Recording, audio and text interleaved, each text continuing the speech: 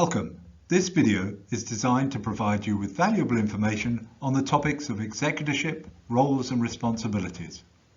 The focus of the video is on British expats living in Dubai. However, the content will be useful for many other people too. I'm Stuart Porter, founder of Great British Wills and your host. Please remember the following is only intended as information. You should seek the services of a qualified will draftsperson before taking any action. All references to law and practice are references to English law unless otherwise stated. For more information and important notices, please visit our website greatbritishwills.com. In this video, we'll take a look at the role of executorship, what it is, what the role entails, who can be an executor, some criteria for choosing your executors, the benefits of using professionals, and finally, some special cases. So what is an executor? An executor is a person appointed under your will to act as an administrator of your estate. Where there is no will, the role is called a personal representative and is appointed by the court. The job involves a considerable amount of paperwork and may take a year or two to fully complete. So as I said, the role of executor involves a considerable amount of administration. Here are 13 key duties that I can think of that the executor is responsible for. They need to formally register your death with the authorities if the next of kin are unwilling or unable to do so, and this is required in order to obtain your death certificate. An executor is often closely involved with funeral arrangements and should respect your wishes with organ donation. They need to be able to locate your last will and testament. Copies are not acceptable. And once they have your will, they need to be able to locate all your beneficiaries. This is usually straightforward for small families living close by, but for expats, this can be more problematic. Next, they need to make a detailed inventory of your estate.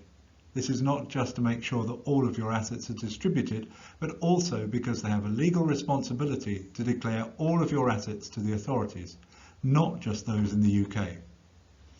As the estate will continue to receive money, such as dividends and other payments, the executor will need to open a bank account for the estate. Your executor will need to notify all businesses you held accounts with of your death. So that's your utility company, phone and internet provider, banks, insurance companies and many others. They need to settle your debts. In the unfortunate situation where a person dies with young children or pets in their care, the executor is responsible for making sure the children are placed with their guardian and the pets homed depending upon the instructions within your will. Having inventoried your estate, valued it and repaid any debts, the executor must complete final tax returns and pay taxes due. That's income tax, capital gains tax and inheritance tax. These must be accurate as executors may be personally liable for mistakes made in tax returns. Once taxes have been paid, the executor may apply for probate, which is the permission from the court to distribute your estate in accordance with your will, or where there is no will, in accordance with the rules of intestacy. Once granted, your executor distributes your estate. This may involve liquidating assets to meet the distributions under your will. After the assets have been distributed, a full set of accounts needs to be prepared showing the assets, liabilities, income and expenses of your estate and how they were repaid and distributed. So who can you appoint as your executor? You can appoint individuals, professionals or trust companies. Despite what you might have heard, there is no reason why you cannot appoint a beneficiary. In fact, many people appoint their spouse as executor and primary beneficiary. Whilst you can appoint anyone, they should be someone that you trust and who is good at administration.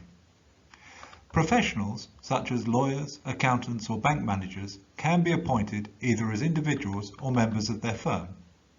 Unless otherwise stated, executorship is not a profit role. Therefore, if you do appoint a professional, your will needs to state that they can claim professional fees.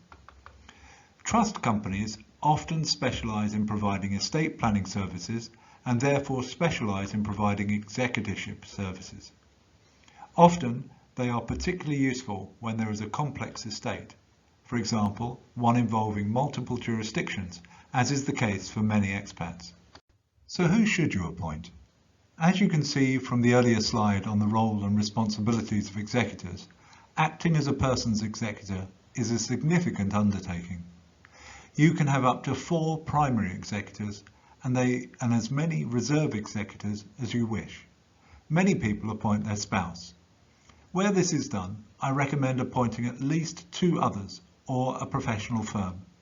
This is because whilst your spouse may know what assets you have, emotionally they may not be in the best place to deal with all of the red tape. Additionally, where trusts are established under the will, the executors often become trustees, and some forms of trust require a minimum of 2 trustees or a professional firm to administer them. If you do want to appoint your spouse, then doing so with a professional as co-executor may be the best route. Then your spouse can ask for their help if they need it.